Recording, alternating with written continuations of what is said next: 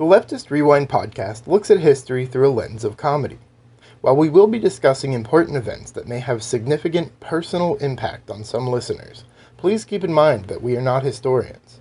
We encourage additional research on the subjects covered here and hope that a comedy podcast is not your primary source of information. I have been gravely disappointed with the white moderates. This, my friends, is a day that will mark history. It is an uprising of the oppressed against the master class. The white liberal differs from the white conservative only in one way. The liberal is more deceitful. Produire plus parce que il est normal que celui qui vous donne à manger vous dicte également. C'est volonté. Okay. Hello and welcome to the third episode of Leftist Rewind. My name is Felix Thibodeau and I will be your host as always. Today I am joined by a very special guest you all should get used to hearing. He is a student at Chapel Hill studying history and anthropology. He has a background in environmental organizing. He's an oral historian. He's a video game modder. And most importantly, he's my friend. Wyatt. Thank you for having me. I look forward to discussing all the wonderful things you've brought. Thank you for being on. So today, let's just jump right into the news here. So there's a lot of it. Seems to be never ending. Well, I mean, the biggest piece of news is that we are, waiting with, bated breath as our president lies in Walter Reed Hospital. Yeah, signing fake papers. Did you see that? I did see that. I think that, I don't know how many things he usually signs in general, so I imagine that was a staged photo shoot. I think people are making a little bit more big of a deal of it than I probably would, because of course they did a photo shoot. But right, yeah. So CBS 35 minutes ago said that Trump could leave hospital as early as Monday. I did hear that. What do you think about the fact that Twitter is banning people from saying that Trump should be hoping that Trump dies?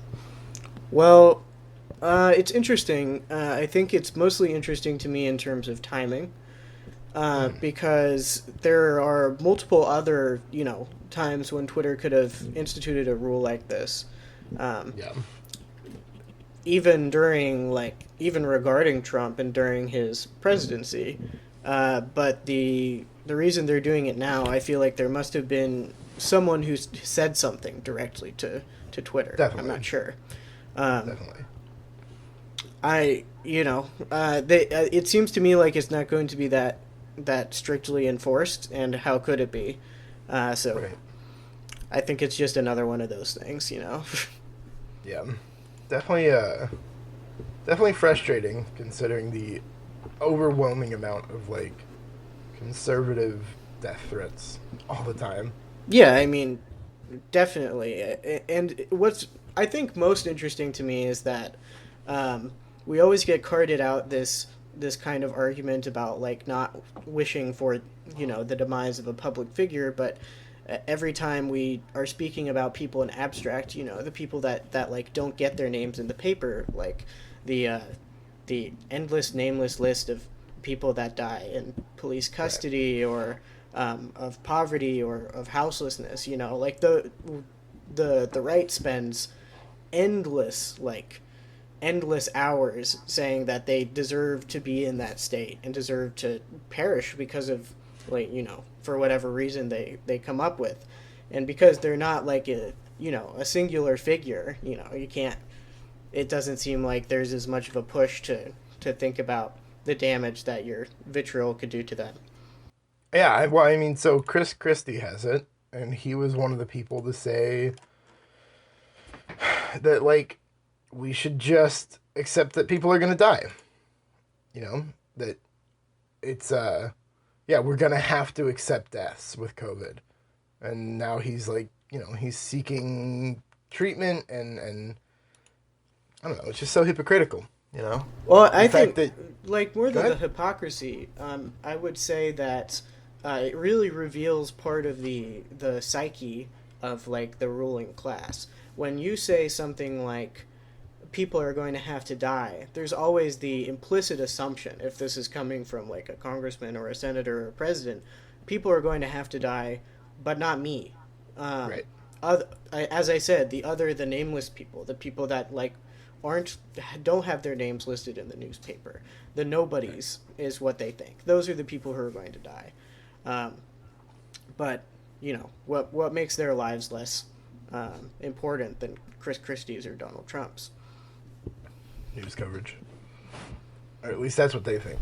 Yeah. Yeah, I don't know. It's such a weird time. Like, Yeah. and it seems like it's getting weirder every day. It's bizarre. Well, I was talking with one of my friends the other day, and he remarked that it has recently felt like current events are going both faster than everyone expects and also slower than everyone expects. I thought that was an interesting comment. The Definitely. idea that things seem to be accelerating, like at the political level, but at the same time, there are things that happen that you expect to have a bigger effect that just don't immediately seem to. Kyle Rittenhouse, for example. Like, I was really worried after he killed those people that, like, that was going to kind of spark, like, a wave of similar incidents. And if it has, I haven't at least seen it reported on. Yeah. So, I haven't seen anything that would suggest that his actions have created like a movement of any kind. Apart from the endless stream of car attacks on protests, but that's kind of but that was happening. That was happening before him. That's been a thread throughout all of these protests. It's like things like that. I feel like I expect to accelerate things faster than they are, and yet it still there's this constant like churn of current events that just feel like things are moving faster and faster. There's also an article, I think you may have seen this because I think it did numbers on Reddit, although that's not where I found it, about a guy who grew up in Serbia, and I think the title of the article was "Collapse is Here, but it's not equally distributed or not evenly distributed." Oh yeah, definitely. Yeah, and I think those two conditions are related. Yeah, definitely. I mean, without a doubt.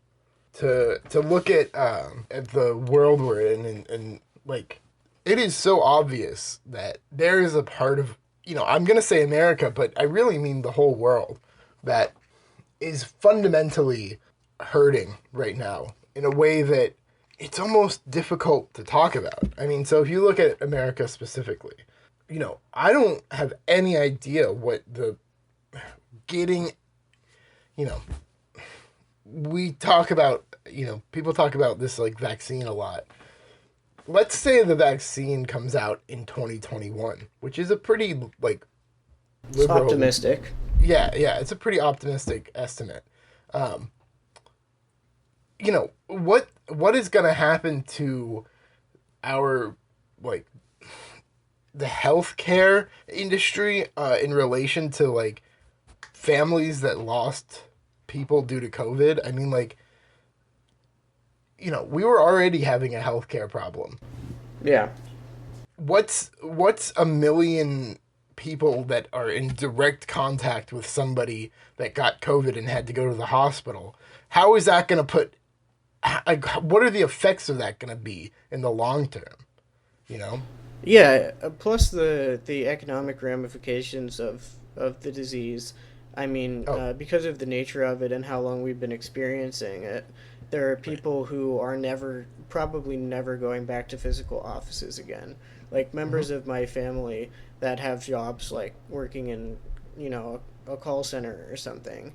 You don't, at this point, they've had to shift their infrastructure so profoundly to like invest in going online and being able to conduct business completely online and remotely, that there's really no reason to go back to the physical infrastructure unless like efficiency decreases dramatically.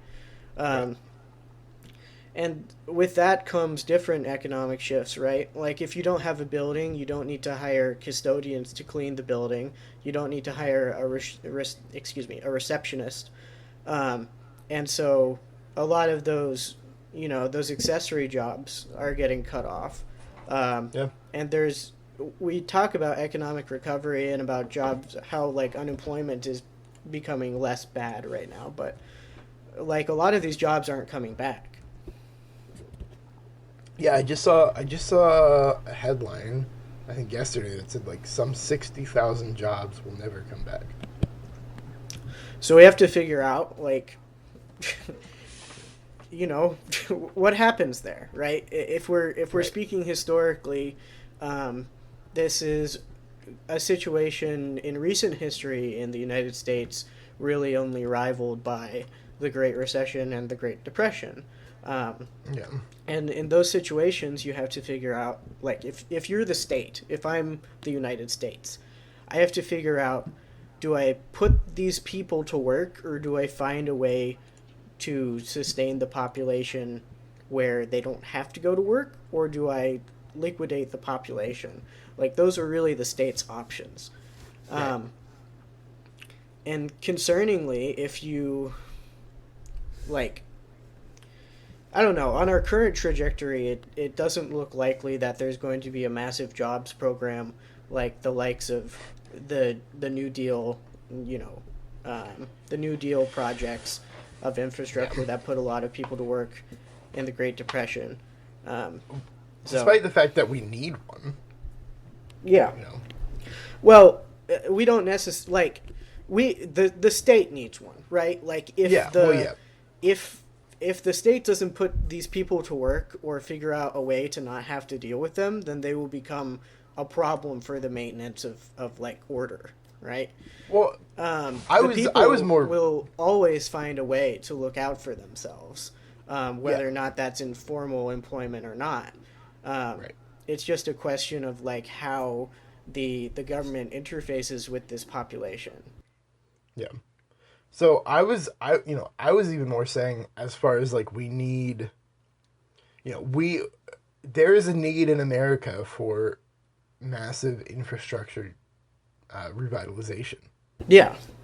And so, like, it seems like such an obvious. It seems like an obvious win-win. You get the people back at work, and you fix this system that is in desperate need of being fixed.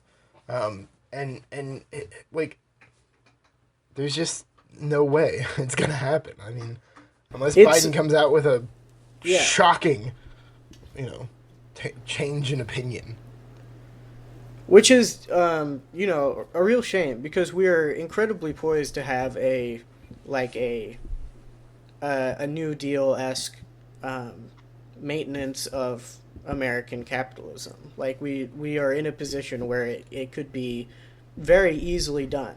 Like, if we were to usher in, a Green New Deal, for example, tied with a bunch of infrastructure projects, get a bunch of people back to work, lower the unemployment rate, pay people well, cut a little off the top of the big corporations, American capitalism would probably survive an extra 100 years.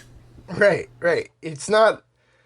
It's weird how, like, capitalism is almost like shooting itself in the foot by like money, like desperately money grubbing, like just desperately wanting maximum profits in spite of whatever that means for future earnings.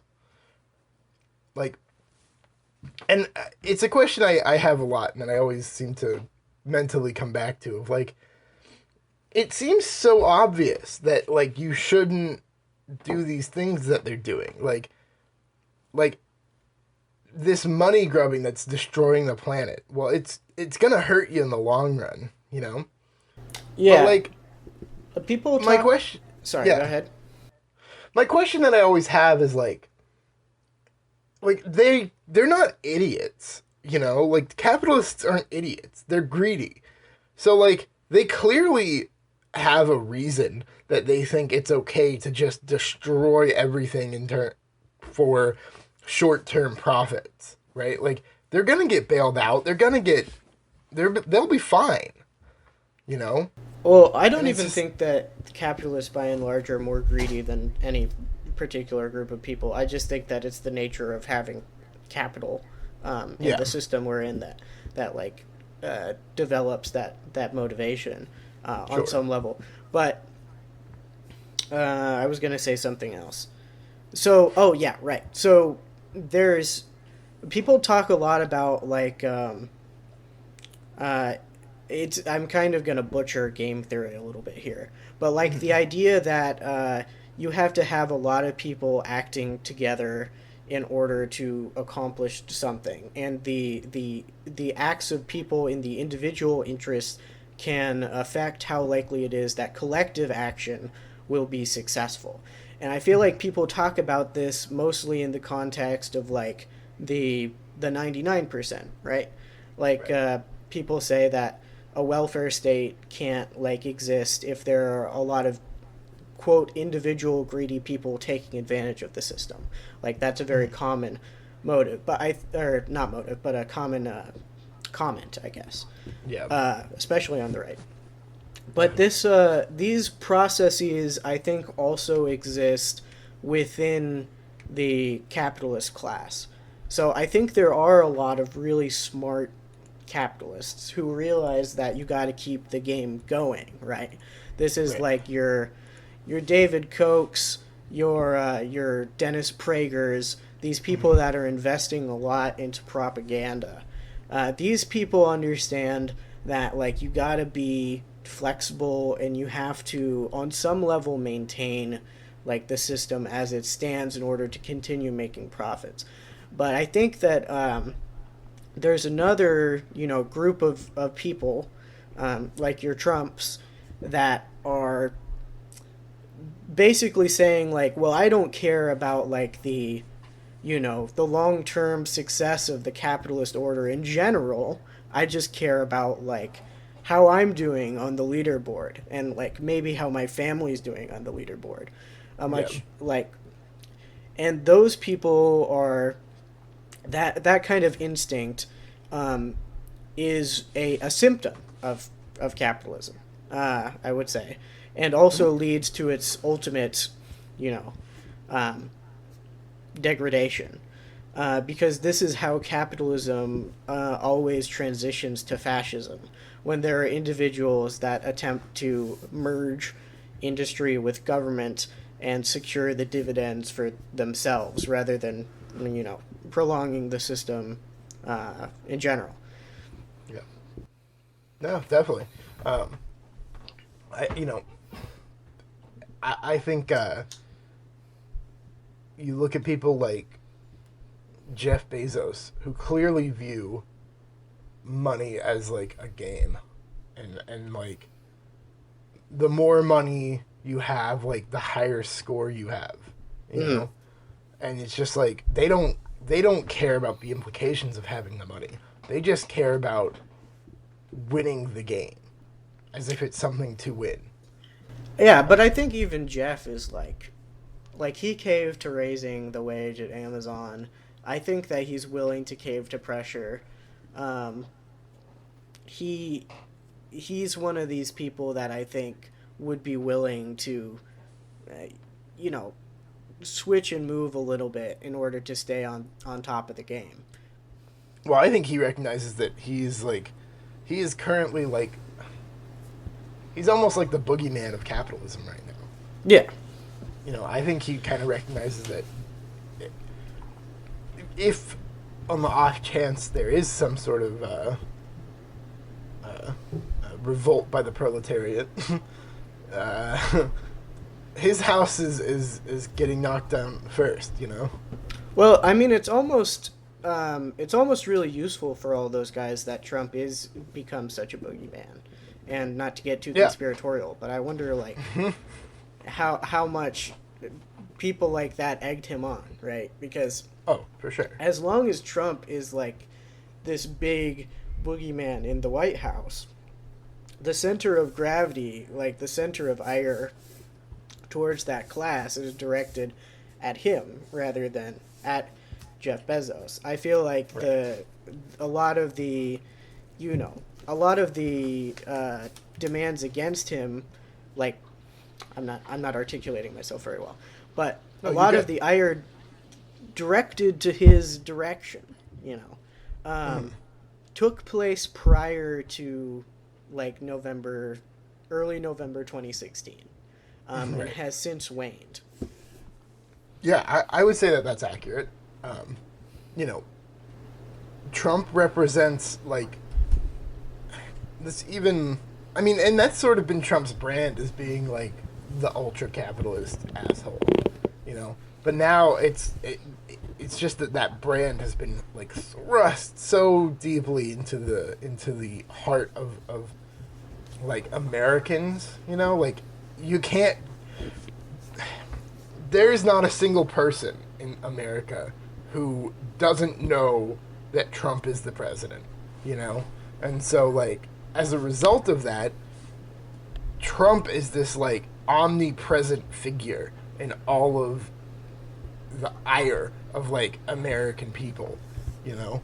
And so whether it's conservatives saying that Trump is fixing all the problems, or if it's liberals saying Trump is causing all the problems, or if it's leftists saying Trump is a symptom of all the problems, you know, almost everyone is going back to Trump as one of the things that is like important to talk about. And I think it's partially because of how he represents this era of like cultural and economic development. Like he as a figure is a product of like the media industry, like both in terms of news that like propped him up, but also in terms of he was a reality TV star. He got most of his money from real estate, and he has ties at this point to a lot of the Christian right. So he kind of stands at this really bizarre nexus between like massive real estate, celebrity and media conglomeration, and a kind of nascent like puritanical spirit that is still embedded in a lot of, you know, like American evangelical culture. And he has embraced like every sector of this identity. And it makes him like almost difficult to like talk about any of these major like antagonists of the American people without like having to talk about him, because he is definitely a product of this context. Oh yeah. I mean, without a doubt. Yeah. He's both, you know. He's a product and he's a producer, really. If you were to, another person that I listened to podcast said something similar to this. But if you were to read a history book about like this era, it would almost feel like he's the only guy that could be president right now. Like he just feels so like he is like the patronus of this like demented like white supremacist capitalist state.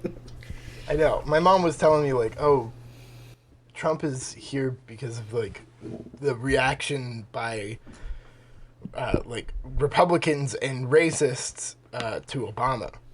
I was like, Trump would probably be here whether Obama was president before him or not. And if it wasn't Trump, it would be somebody like Trump. This has been a train that has been leading to this point for years. You know? What we should be more concerned about is potentially what comes after Trump, one way or the other. Mm-hmm.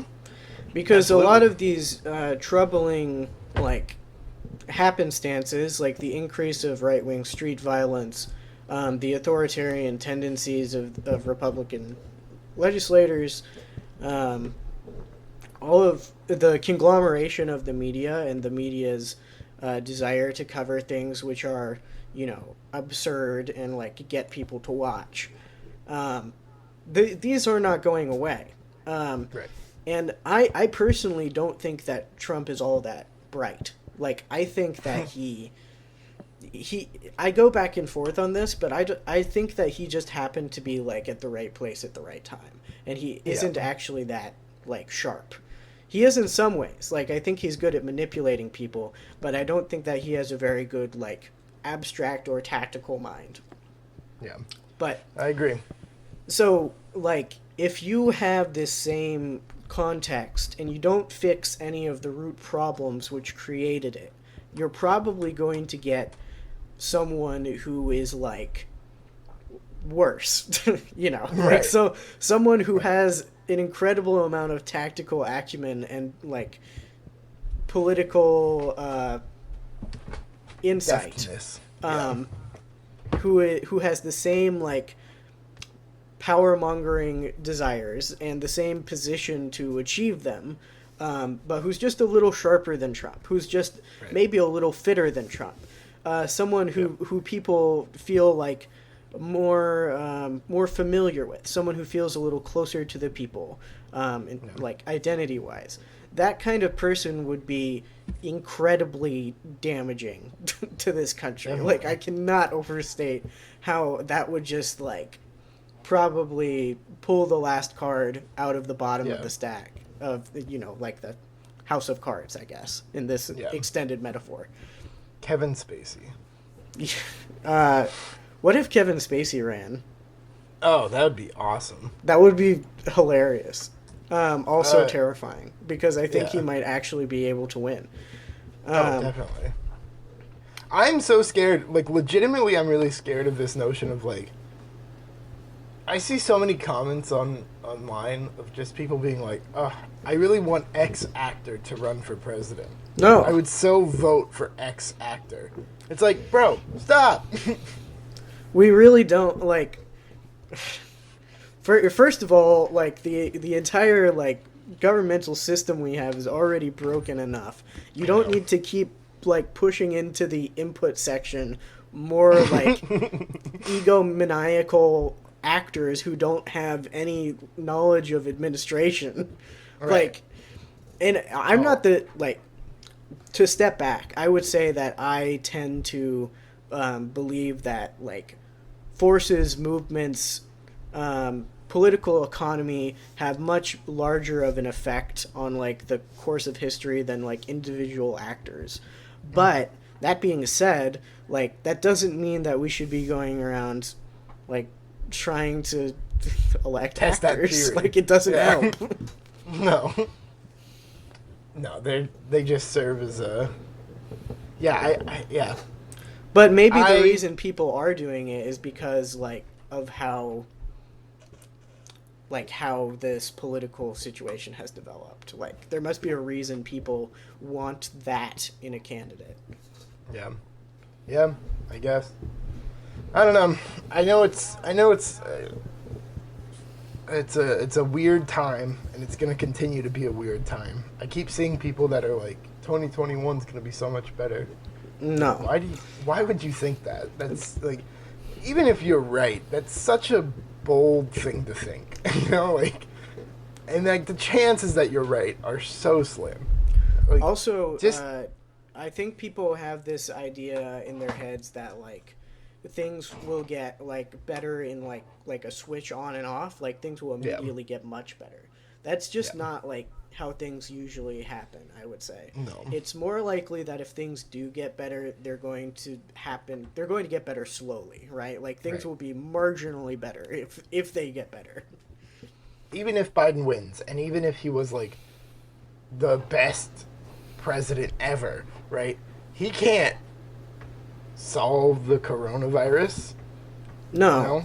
Like, so that's going to take however long that takes to fix. And plus, like, even, like, we're just not, like, we're not in that section of the historical cycle where we have not yet fully fallen. There is still more space between us and the ground. And I don't think a lot of people realize that. Yeah. And once we do hit the ground, you know, then we can probably find a way to patch things back together. But right now, we're still in free fall, or at least that's my assessment.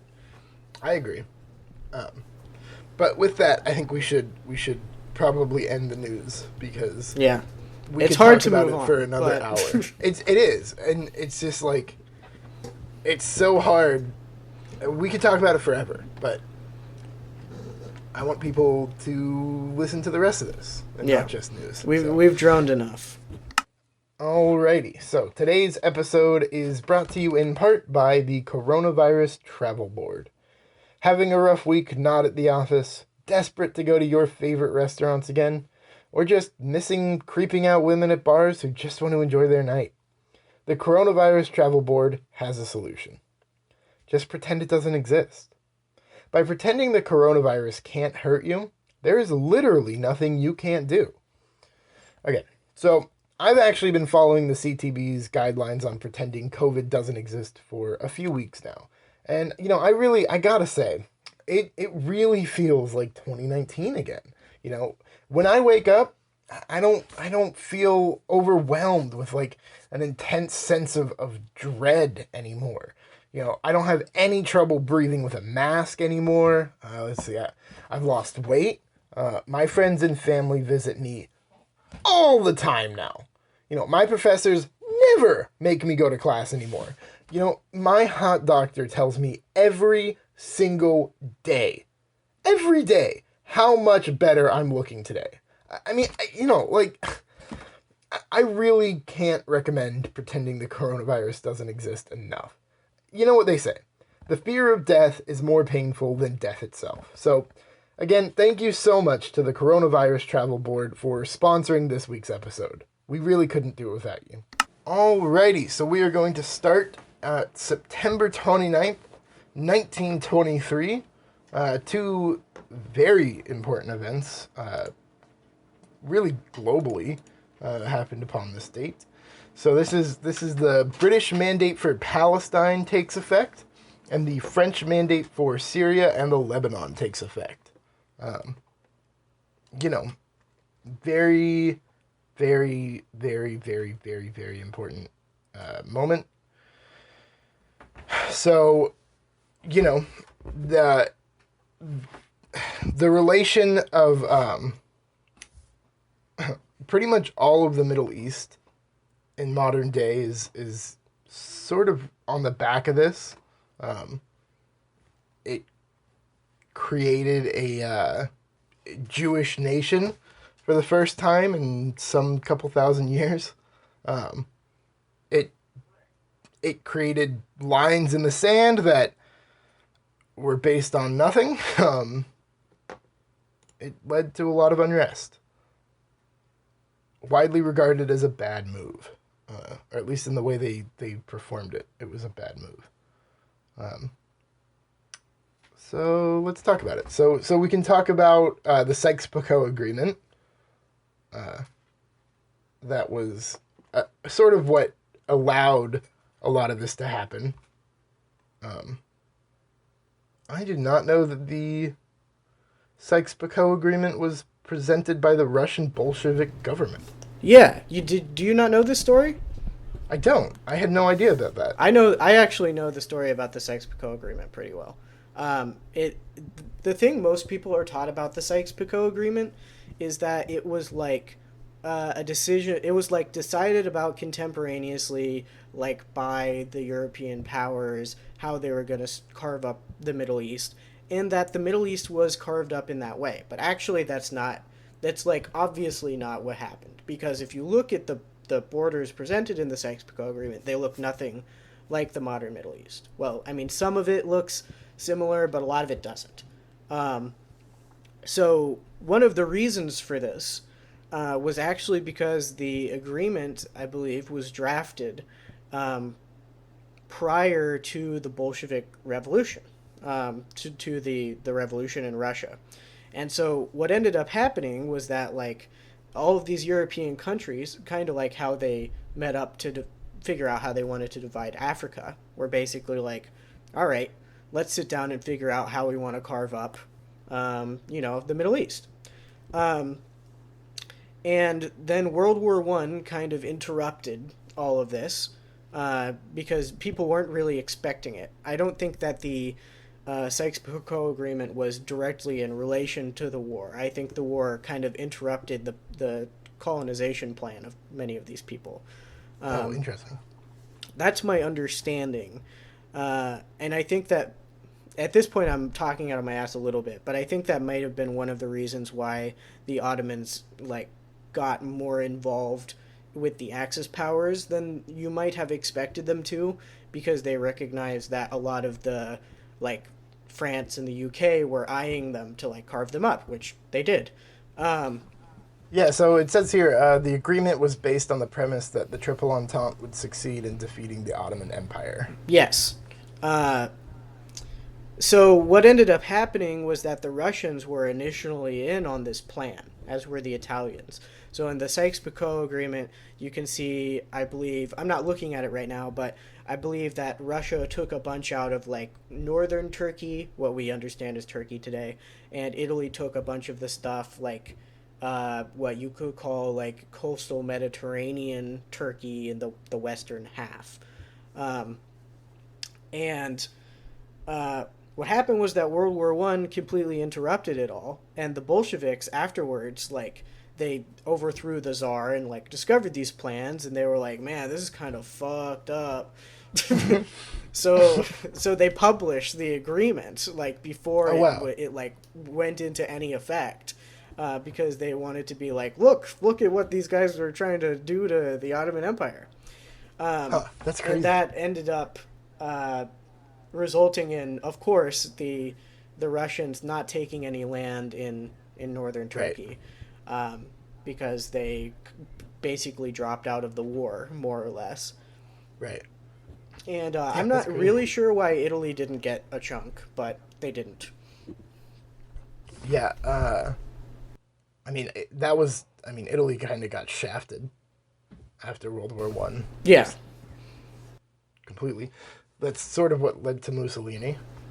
Well, he was so angry. Indirectly, and among other things, but yeah. Of course, but his anger towards the fact that Italy didn't get anything. It's so interesting. I had no idea so that's so fucking crazy. Yeah, they don't really usually tell you that part. They usually include the Russians and the Bolsheviks in the imperial suite of people trying to carve up the Middle East, because that went on to create an ongoing narrative of Soviet intervention into the Middle East, which is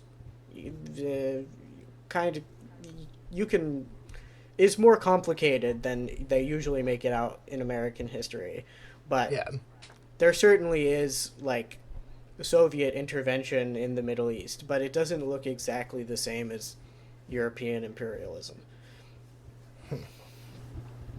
That's so interesting. The more I learn about these historical moments like this, the more I get angry at the fact that we had such a garbage history teacher sophomore year. And that American history in general is so perverse. But it's intended to be that way. Right. It's a feature, not a bug. Yeah. But we've drifted a little bit away from mandatory Palestine and mandatory Syria, but they kind of fit into this larger picture, right? The reason that we have mandatory Syria as run by France is in part because of these agreements. Right. No, for sure. I think talking about this and not talking about Sykes-Picot is just kind of foolish. But I had no idea that there's so much information there that I don't know.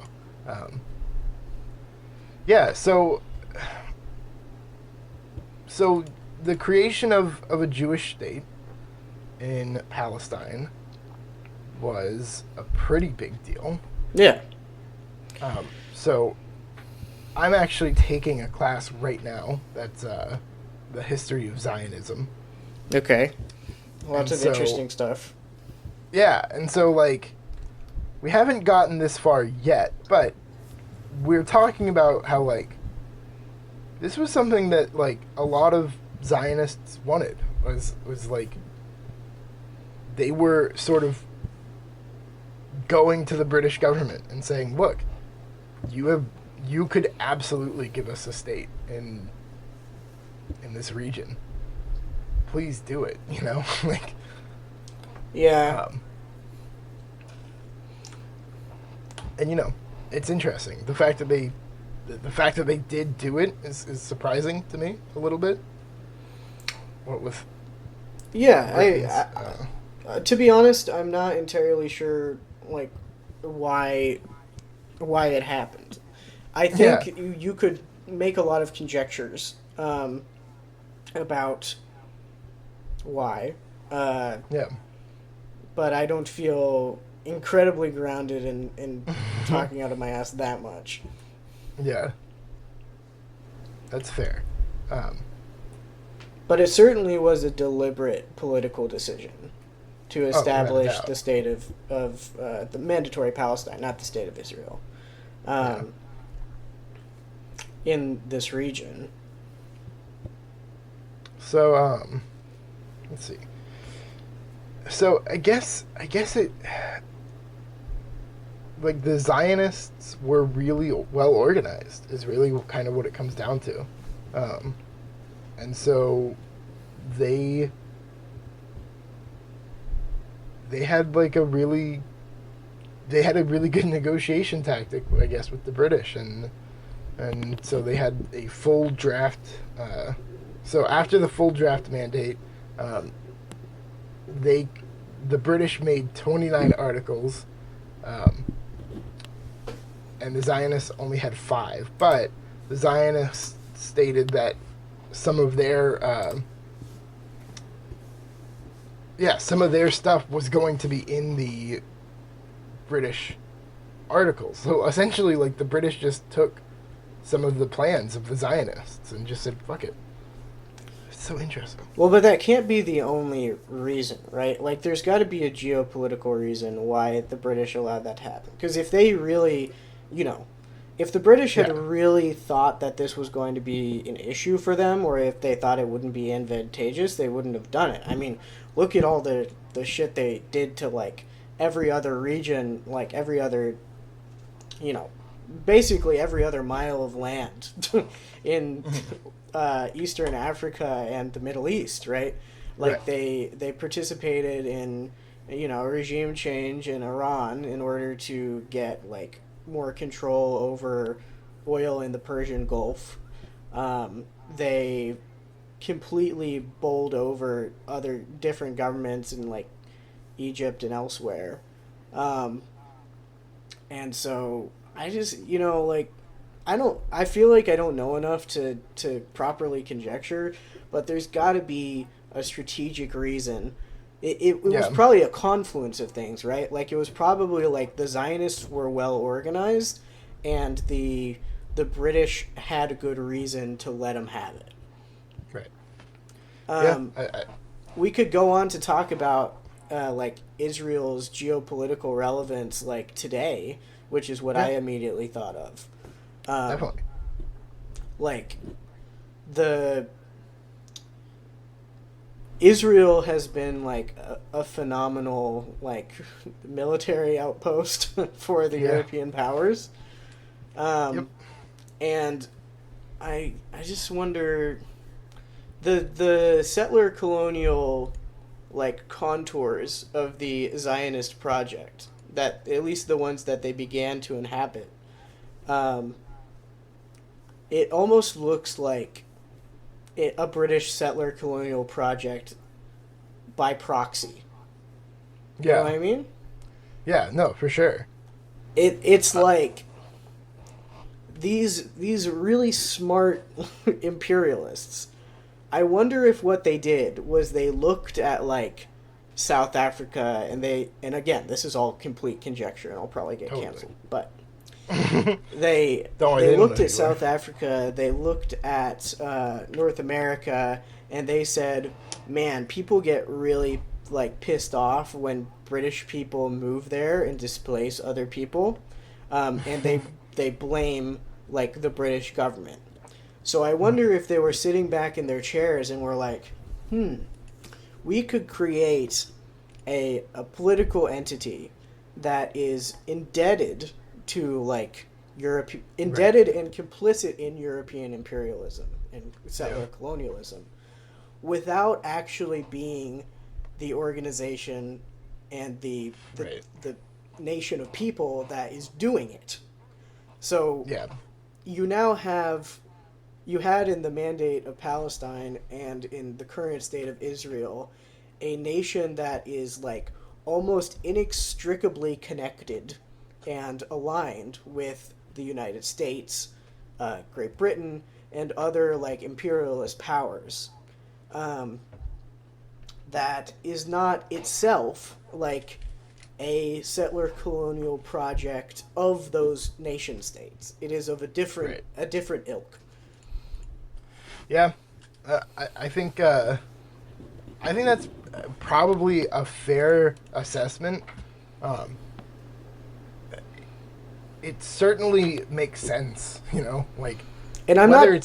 I want to quickly. I know I've talked a lot, but I want to say that like I'm not trying to make a normative or moral judgment about whether or not such a Zionist state should exist or should not exist. But I was trying to think about like why would the British do this, especially because, for example, anti-Semitism is not like the Brits have a history of anti-Semitism. All of Western Europe does. So like, there's got to be a reason, a strategic reason, a materialist reason why the Brits would say, okay, let's give them a state. And maybe it was just to get rid of them, which would be a little bit more morbid. But I don't know. Maybe. I think with a lot of stuff like this, though, like, I always have the question of, like, how much of it is like, just kind of fucked up racism, like, in this case, I guess, like, sorry, let me reframe this. I always have the question of like, when there's, like, a particularly, like, when rulers are particularly religious, I have the question of how much of that is truly like their faith, and how much of it is a way to prove to the masses that like they're a good person, quote unquote. Mm-hmm. And so with something like this, my question becomes like maybe they just wanted to get rid of him, but like I think it's undeniable. I think your point of like the idea that the British government could see the optics of it, of colonizing the Middle East, and could see that that's like direct colonization of the Middle East is probably not the best look, and probably wouldn't be great for the British overall. But at the same time, at this point, they're like in the midst of like dealing with decolonial struggles, especially in India, right? So like they have to be thinking, well, we need to lock down these like resources and this geopolitical position, but we can't do it in the ways that we've done it before. Yeah, I think that's a completely fair assessment, that they needed to have a fresh veneer over colonialism, and the way they did that was by this like proxy colonialism. And I guess they hadn't quite figured out financial colonialism yet, like not until after World War II. Yeah, definitely. I think that's probably a very fair assessment. That's a lot of why the British and French did this. I mean, even in like the creation of Syria by the French, like there's just so much that it's a very good argument that I hadn't considered, of like this is just a way of performing colonialism without being so obvious. Yeah, I've been thinking a lot about I feel like when we think historically and when we're taught history, um, colonialism is kind of taught in two different waves. It's taught in like the first wave of like settler colonialism that, you know, dealt with the Europeans colonizing North and South America and like displacing populations in those areas. And then we have the era of imperialism, like with the scramble for Africa and all that stuff, where it seems like the prevailing historical narrative is that these Western nations conquered but ruled indirectly these political entities. But I think that like that explanation is not messy enough, right? Because there is always like different mixes of settler colonialism versus economic colonialism versus indirect rule, and their imperialism is constantly evolving and attempting to find new tools to like maintain its dominance and expand its dominance. Like Algeria is a great example. The French colonized, like had a settler colonial project in Algeria during this period of like what we usually think of as indirect rule in Africa and India. But they continued to persist in those attitudes, which is interesting. Why did that happen? Right. And like I don't know. I just think that the different modes that imperialism takes is fascinating, because it's never quite as clean as like you'd like to think, right? Right. As they make it seem. Yeah. And I think that's true of a lot of history. I think history is taught so cleanly, and I think it's very I think it's hurtful to the reality of how messy everything is all the time. I think people might hit back and say, like, well, if you explained, like, every little nuance of every historical period, like, you'd have to teach a lot more history. But I don't necessarily think that's true. I think that depending upon the perspective of history you're teaching, you know, you might not even have to cover some of these things. Right. Or you could get hyper-local, right? I think you would have a better understanding of the theory of history and of how social movements happen and how things change, like economically, materially, culturally. You could do that hyper-locally. Like, if I could have a course on, like, the history of, let's say, North Carolina, since we both live in North Carolina, that goes from the, you know, 1000 AD to 2000 AD.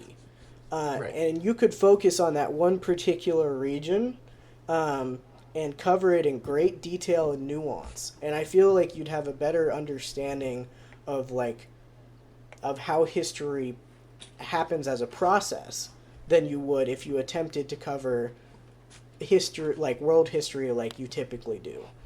Right. Well, and also, like, you know, to the argument of, like, oh, well, you have to teach a lot more history. My counter argument is, like, the history that we're teaching is just not very good. Yeah.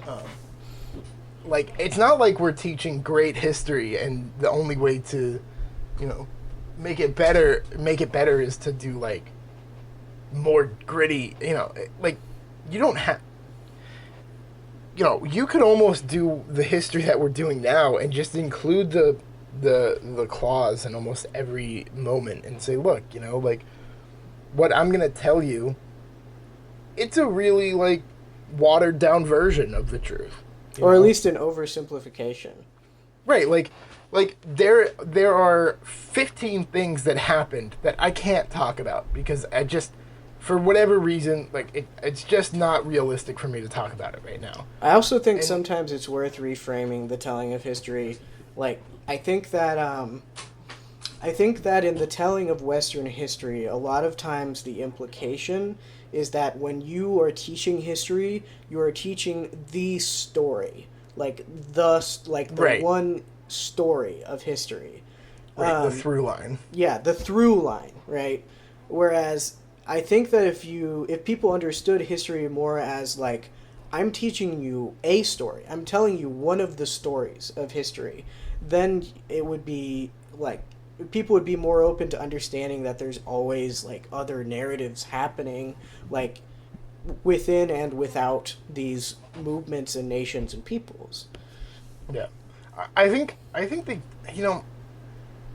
when you hear a phrase like history is written by the victors, I think that's like the smallest attempt at that, but I think it's just so detrimental to what could be said, Well, the interesting thing, I think, is that even the phrase history is written by the victors, it reinforces a certain, like, Western historical narrative. The idea Right. that there is only one history and it is determined by the people who win, which is not true. Like, if you dig, like, you can find the histories of the ordinary people, of the people who lose, of the people who are downtrodden, of the people who are constantly struggling against oppression. These histories Right. exist all around us. All you have to do to find them is talk to people. Like, you could just pull anyone off the street, perhaps, and ask them about like what their grandfather did. And if you Right. if you like put them within a context, then you suddenly see all of these social connections between the underclass, between the struggle amidst classes, between stories that aren't usually told about history, but they still exist. Yeah.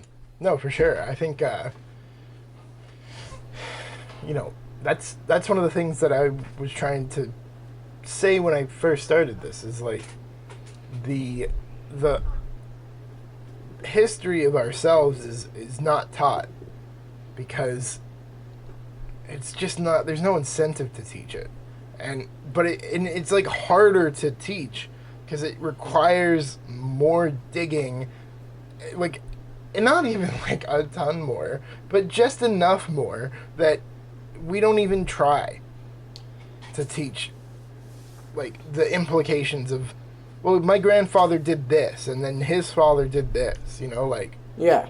it Not to mention that, like, we are, like, the institutions that are supposed to be held, like, accountable for teaching people history are, controlled by the capitalist class explicitly. Yep. And often restrict us from telling the stories of people that are not seen as these, like, motivating individuals, these historical paragons. I mean, you guys in the last episode talked about with Valerie how the UK put that ban on teaching history that was anti-capitalist, which is a clear example of this, right? Like, this is also in American classrooms. You're not supposed to be political, but how can you have a ban on teachers being political if they're teaching history? History is it Inherently is political. inherently political. Like, everything about it is political. And it's fascinating to me how the ruling class and its, sycophants have internalized the logic that you can depoliticize history. Yeah. Well, it's in their incentive to make the argument that the history that is taught is not political And is objective. Because then it becomes a truth and not an opinion. Right.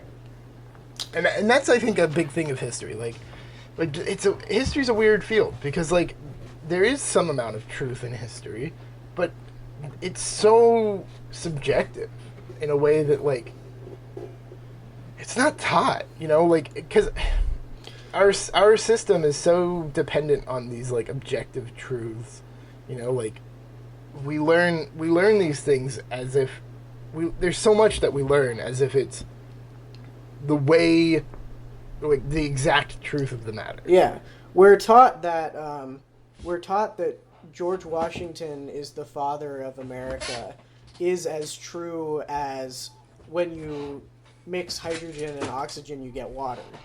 Right. Like Right. the universalizing logic of the Enlightenment and of Western rationality says that like the quote unquote truths of history are singular, just like you know, material truths are singular, and that they and that you can arrive to these truths in similar ways, which is simply not the case. Like, the history is a social truth, and there are multiple truths about history, which, you know, I always hate saying stuff like that because it makes me sound like the fucking when Kellyanne Conway said that, what was that?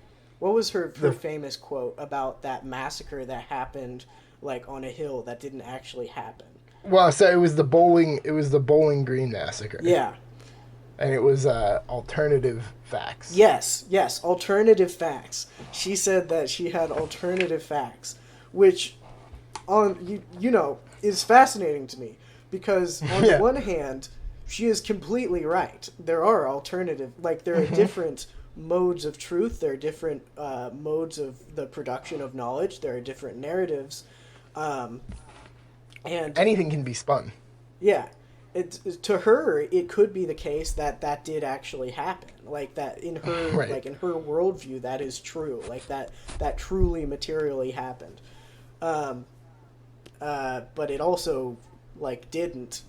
And so it's really hard, right? Like, it's hard to hold in your hand both that, like, there are definitely different and equally true truths out there, but at the same time, there are still, like, verifiable lies.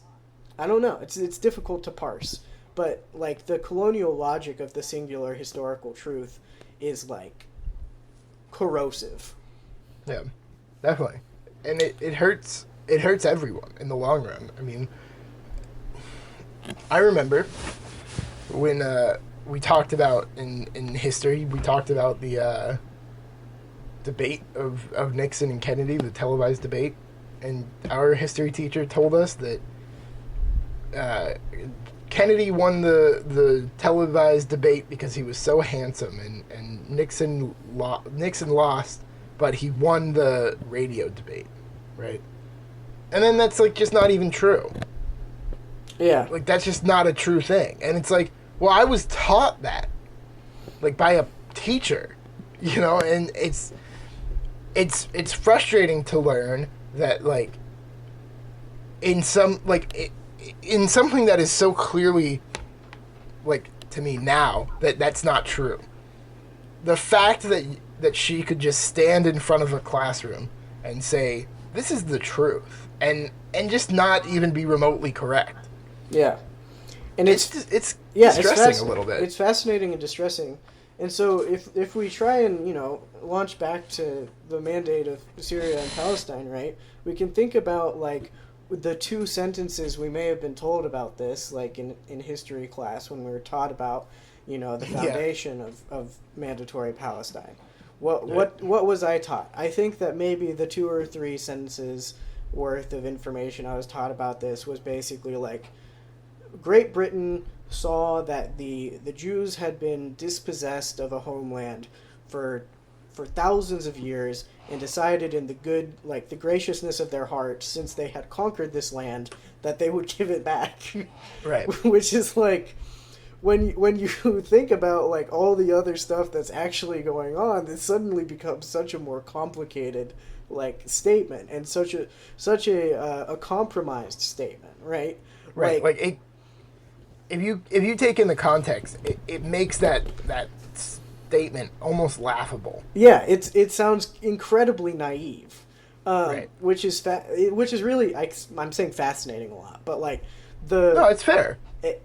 The one sentence, like, bullet points that you hear in high school history class if you peel like 3 layers back behind them, almost all of them sound like either willfully ignorant or intentionally malicious. Yeah, yeah, definitely. It's that's a good segue into our next topic, because one of the things I meant to say last week and I forgot, but there is this through line of like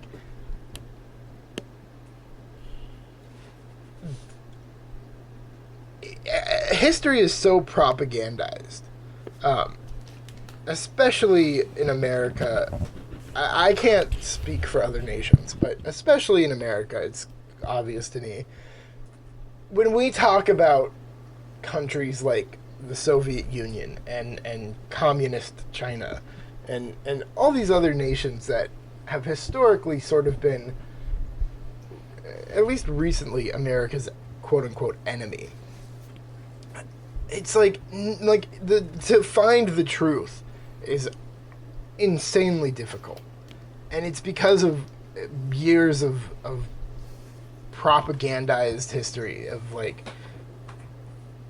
this is the reality and this is the clear dead truth, and then you peel back the curtain a little bit and you're like, wait, hold on, what's going on here?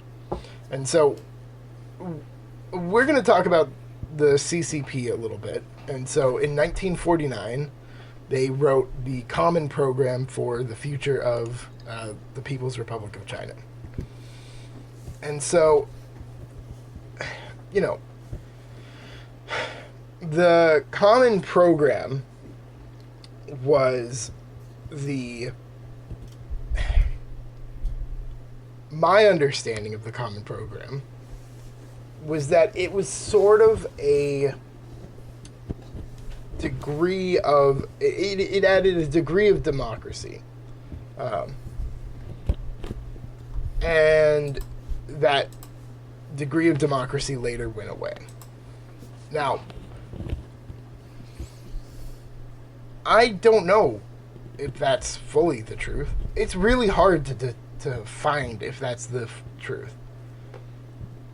Based on what I've read, that seems to be somewhat accurate, but I don't know. You know, have you read any about this? Do you know anything else about this? I don't know about the Common Program specifically. I think that the easiest way to disambiguate a lot of this stuff is to really get down to like the brass tacks of like what things actually do, right? Like, I haven't looked up the Common Program. I don't know what specific principles it introduced, but when we like speak in broad terms of like this quote unquote like introduced or limited democracy, it becomes more like really complicated when we start to disambiguate that without like looking at like specific articles. For example, like if we were to return it to an American context, right, you could say that what's a good example here? That the post-Civil War amendments increased the amount of democracy that was extant in the United States.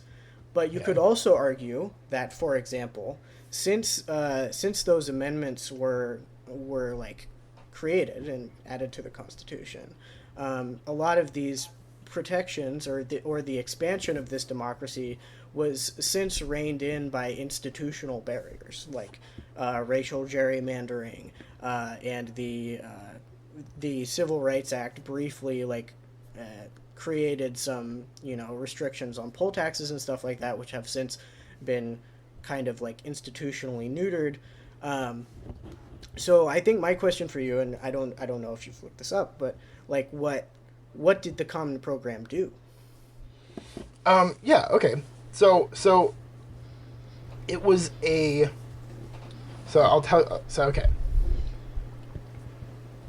So I'll just read you this. In June, the Communist Party organized a Chinese People's Political Consultative Conference to prepare for the establishment of a, quote, new democracy regime to to replace the Republic of China's government. And so the first meeting was attended by the Communist Party along with 8 aligned parties. It served as a constitutional convention, sort of, and in that meeting, it approved the Common Program, which was effectively like an interim constitution, and it specified the construction of the structure of the new government, and determined the name and symbols of the new state. And it also elected leaders of the new central government, including Mao Zedong as chairman of the Central People's Government. Yeah, I think that it sounds like this also, formally established the Communist Party. Because what I'm reading here is that it at least established the position of chairman of the Communist Party of China, because that's when Mao Zedong became the chairman officially. Right. And so essentially at the end of the conference, the People's Republic of China was proclaimed. So that was October 1st. And so, yeah, it did serve as a it was defining what the Chinese government would look like, and establishing that the Communist Party was going to be an important party in China, and that Mao Zedong was going to be a very influential figure in the creation of the PRC. So, among the provisions of the Common Program were those guaranteeing protection of private property, quote-unquote, uniting the bourgeoisie, and assisting private enterprise. Interesting. Yeah. That doesn't sound very communist to me. No, it doesn't. But that's because the First People's Government included a significant number of representatives from parties other than the Communist Party. So it was sort of a, it was like, I don't know what to call it, but I think it's fair to sort of call it like an attempt at like a more Western style of government. I don't know that is what this is. It sounds more to me like the revolutionary assemblies that often happen like amidst like waves of revolution. Yeah. Because it sounds to me like the National Assembly in France. It sounds a little bit to me like the assemblies that happened in Russia prior to the Bolshevik Revolution, because the Bolsheviks and like members of French revolutionary parties did participate in coalitions and in larger like assemblies. It's not quite the word I'm looking for, but nevertheless, with other parties, because when you're fighting to like overturn the government to establish a new government, like Yeah. you tend to form coalitions, right? Like if the Bolsheviks eventually split off from a lot of other of their political allies and coalitions over the course of the Bolshevik Revolution, for example. But if the Bolsheviks had isolated themselves, like at the beginning of the revolutionary movement, they would have been crushed by the larger coalitions.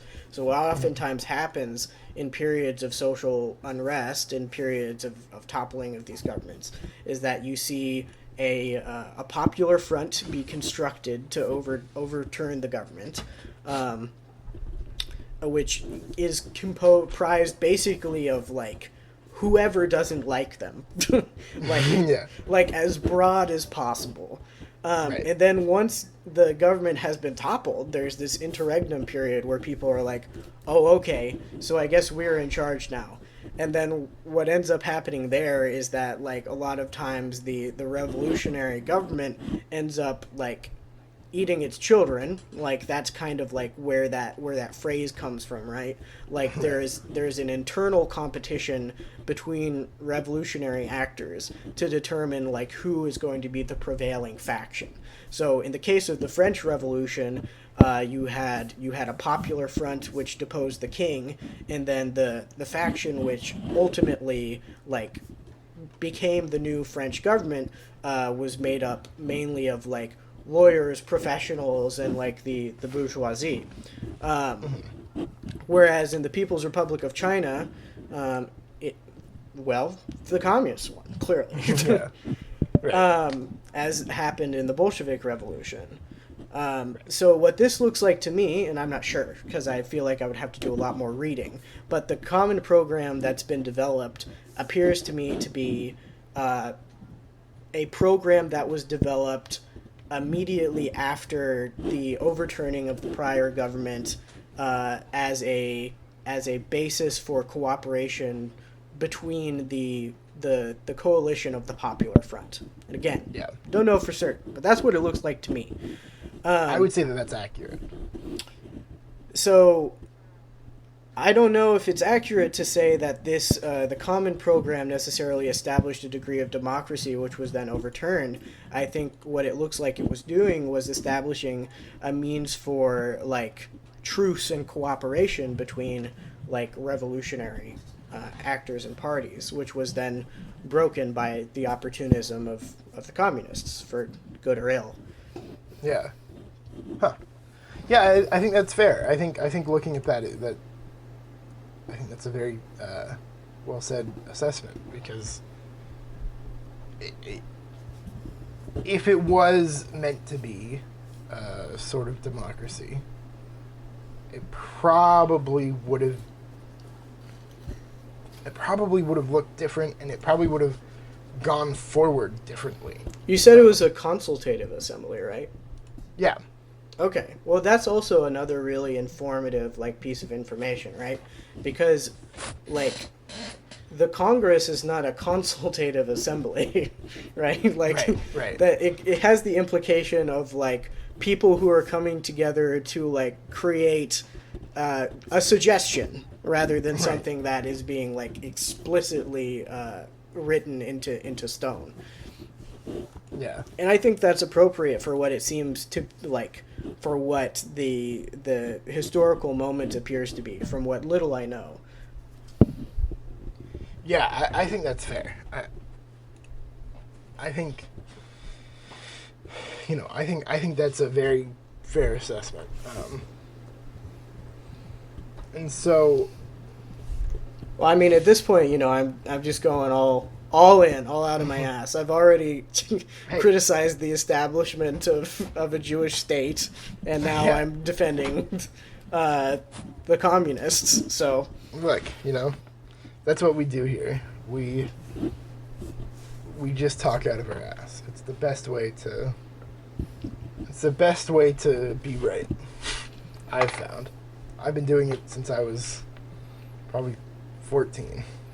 Well, I mean, I think that, at least for me, I think that how I learn is that I often, come up with like how I think things work, informed by, of course, like all of the information that I've absorbed from other people. Right. I'm constituted of my social relations and of the information I've received from different individuals. So I create, basically my, like, what I think in my head, and then I'm always seeking to, like, interrupt and disrupt it, right? I'm always looking for information that invalidates my worldview. It's not necessarily great for, like, my emotional well-being, but it does mean that I am constantly changing my mind about what I think is correct. And I think I think it's better to...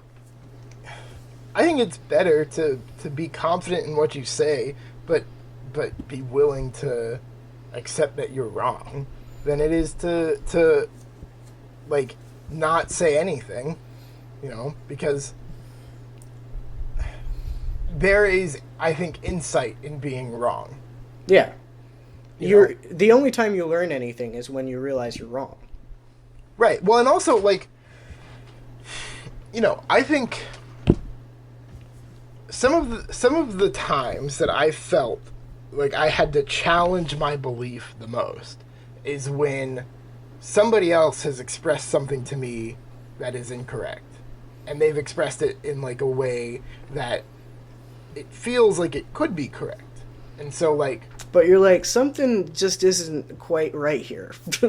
Right, like, it makes me go, okay, well, what is the truth? Because I feel like I'm right, but I also, like, I could be wrong. And so, like, I don't want to just be wrong and ignorant, right? Because I think if you're ignorant, that's fine, you know? Being ignorant is just a way of, you can't know everything. Yeah. It's when you're like, intentionally ignorant, right? It's when you could be learning about something, and instead you're refusing to and continuing to be wrong, right? That's when it's not, like, I don't even call that ignorance. I call that, like, lying. Well, You know? I don't know if it's lying so much as, I don't know. How do I say this? How do I articulate this? I think that it is stressful to change how you understand the world. It causes a lot of mental stress. And so the way that people change their minds is often little by little.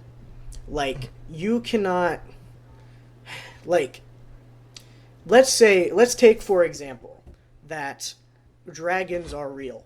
Yeah. They are real creatures.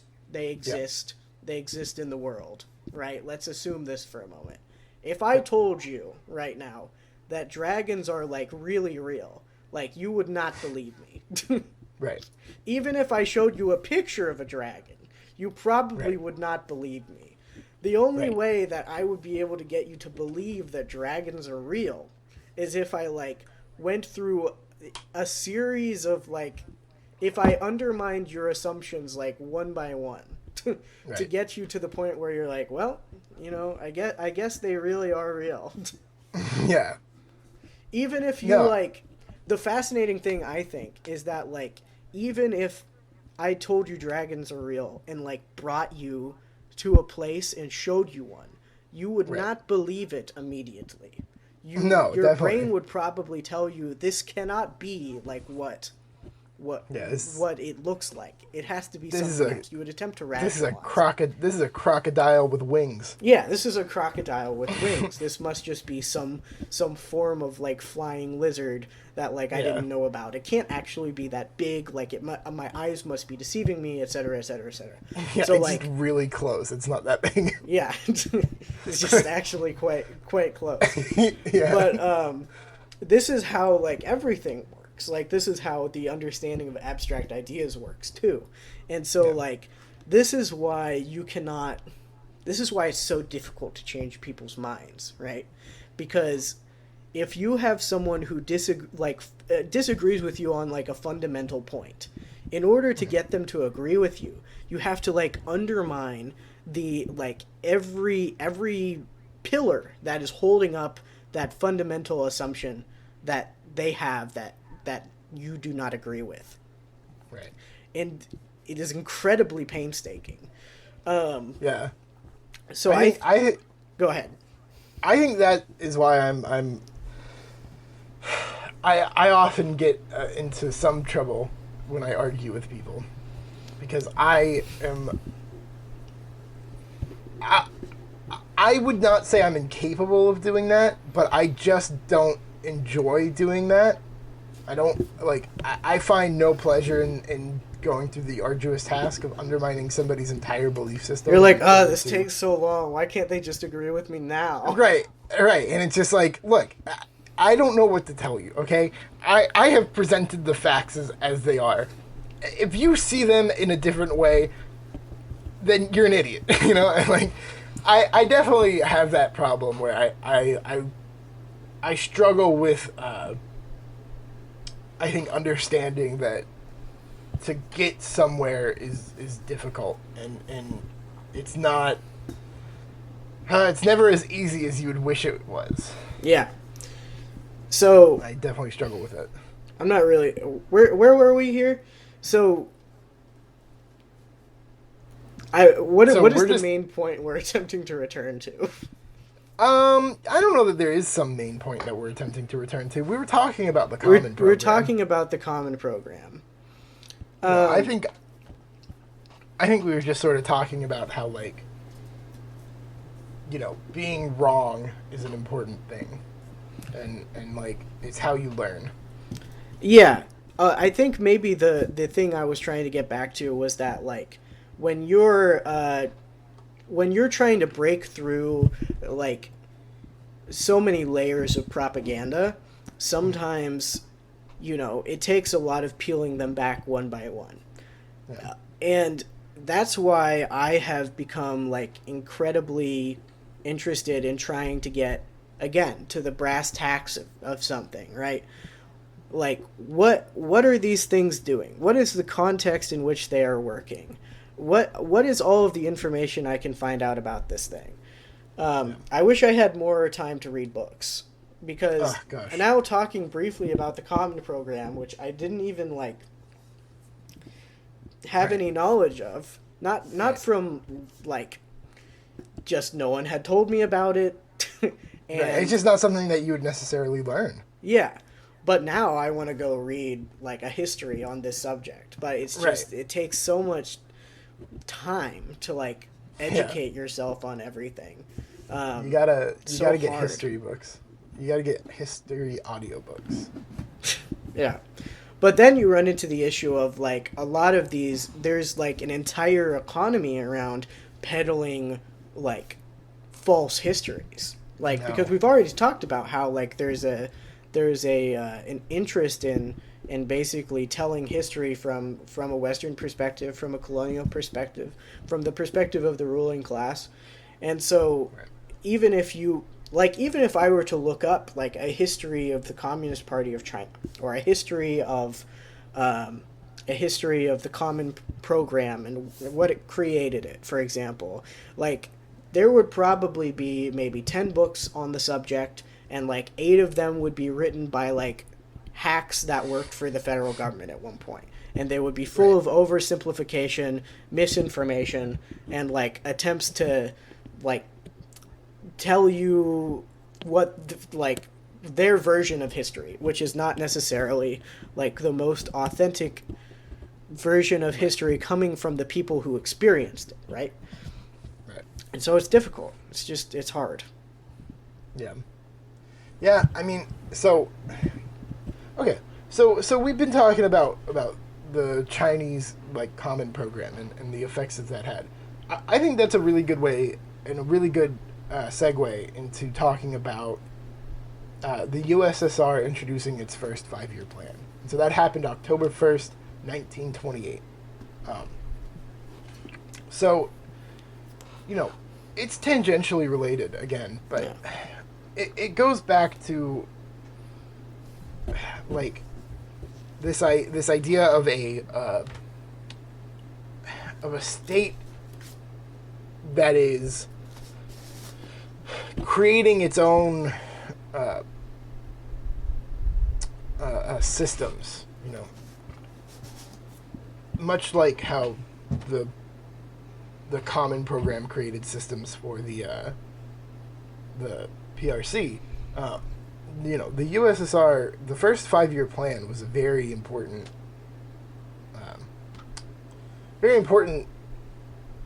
idea for the Soviets. And so the first one was created by Stalin in 28.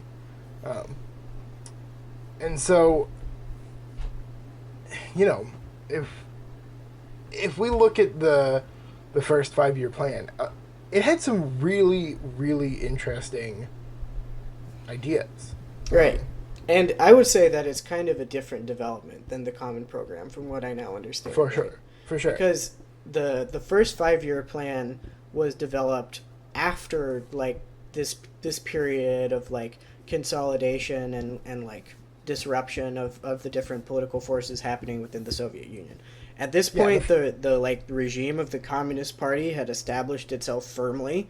Like it was no longer part of a coalition. They had This was out, state like, policy. Various different like forms of opposition to that form of regime, and it wasn't a compromise. Like this seems to me to be like the Communist Party and Joseph Stalin coming up with like, what is like our vision for this country now that we have established ourselves politically.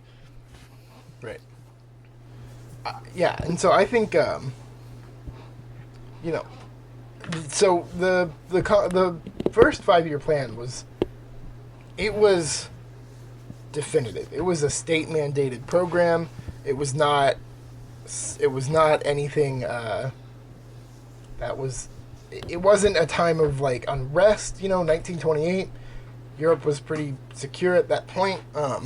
This was a plan, definite plan. Yeah, it was like we just got out of World War I's over. The revolution's mostly over, is my understanding. Let's rebuild Russia to some extent. Yeah, and the economic policy was really. It was pretty interesting. So they were centered around rapid industrialization and the collectivization of agriculture. So essentially they wanted to turn the Soviet Union from its more agricultural state into an industrial sort of powerhouse. And so, I think, reading through it, it sounds to me like a lot of people thought, or at least a lot of people writing about this seem to think like they thought they were going to do it in 5 years. Which, I don't know. Maybe that's what they thought. But it doesn't seem like that is something that they had any real belief, right? I think it's something that they were doing as a... it was like an aspirational plan. Right, like it didn't matter how long it took. I'm going to lose 20 pounds this year. Right, like if you make that statement in January, right? You're not expecting to like lose 20 pounds in January. You're just saying I want to do this year. Like that would be ideal if I did this year. Yeah.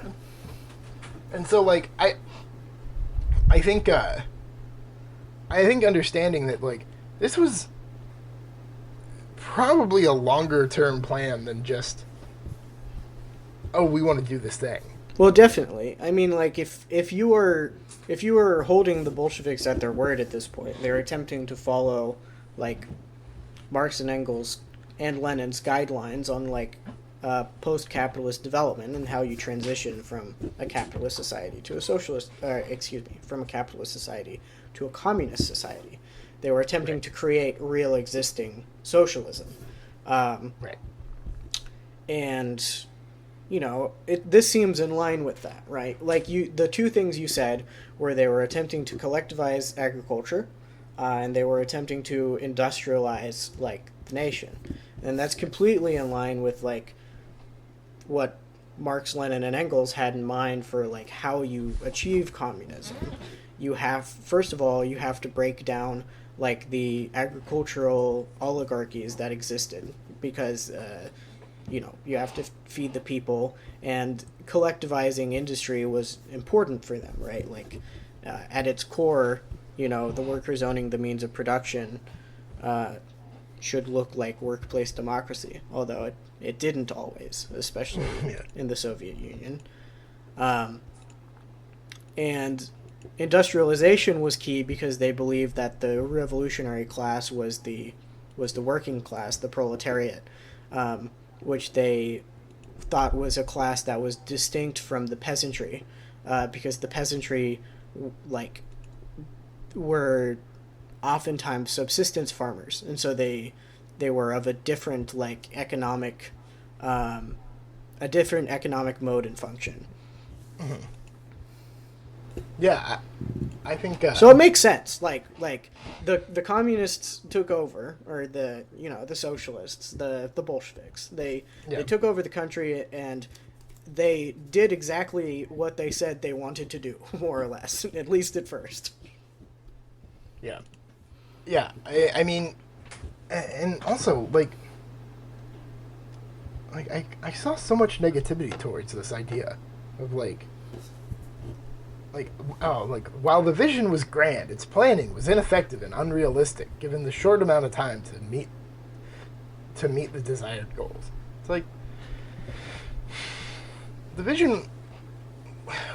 I don't know that the vision was even grand so much. It was just it was like they saw problems in their country that they felt were crucial to fix, and like they put out a plan to fix it. Like, well, I think the first 5-year plan like was pretty bold from my understanding of it, and I think it has to be. Like the issue with what my understanding, one of the issues with the Soviet and the Chinese projects were that you have to make changes when the social fabric is malleable, right? Like if it is hard to change society once it begins to become like calcified, once things start to stick in place, once things become common sense, once things become routine, it's difficult to break routine. So the most fundamental changes that if you're trying to change like society fundamentally, it's really in your best interest to do it as fast as possible. And so I think that's probably, again, speculating, one of the reasons why like a first 5-year plan would be so ambitious, because you got to recognize, like, if it's been 10 years, like it's going to be harder to get to some of these political and economic goals that you originally had envisioned, because if you're embarking on a major project, like at some point in the 10-year mark, people are going to be no longer able to wait for the ideal. They're going to start making do with the institutions that they have. And then those institutions are going to receive material power. They're going to become, institutionalized and start to act in their own interest. Sorry. When concepts become, set, then they no longer become concepts. They become the reality. Yeah. And so, sometimes you don't have time to bring concept to reality. And so people have to figure something out in the interim. Right. I think I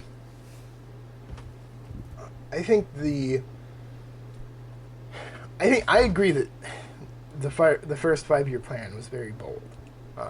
I just think that, like, I don't know.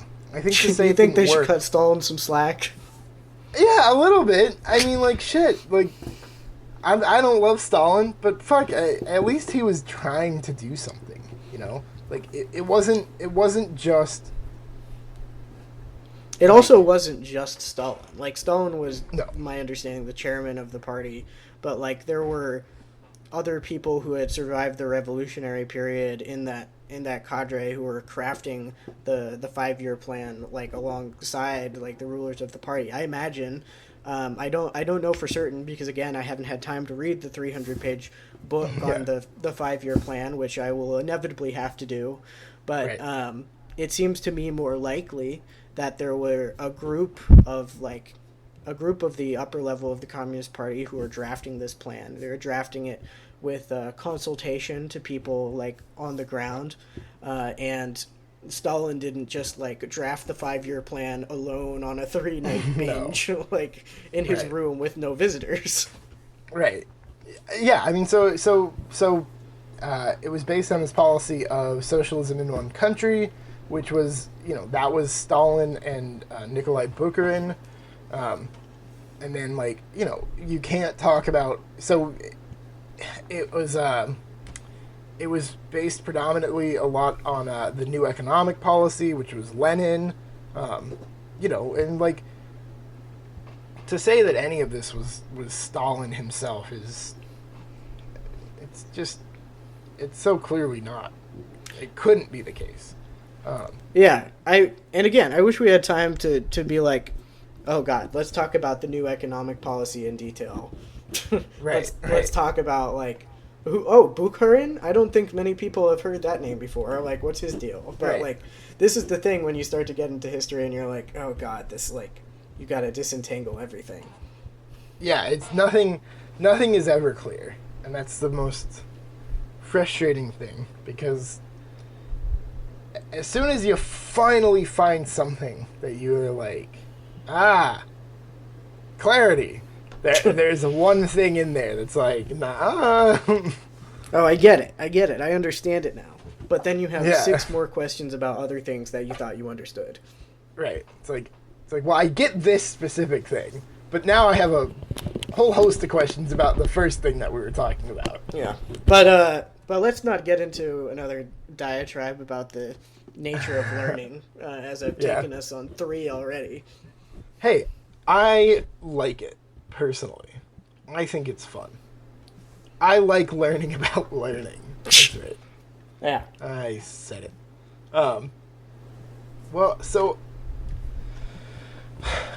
that, Wyatt, is a pretty good place to end it. If you want to end it. We could talk forever. We could talk forever. I don't know how busy you are today. I'm not that busy, but I also don't think we should release a 3-hour episode. I want people to listen, and I think 3 hours means that they probably wouldn't. Yeah, I think I agree with that. I think I am very excited to have you on again, though. I always love talking to you, because I always feel like after talking to you, I feel smarter. Well, thank you. I've said this to you in private, but I want to bring you a story sometime. I want to Yes, find a week where I can just like sit you down and like tell a story about a piece of history. Wyatt, any week that you want. Okay.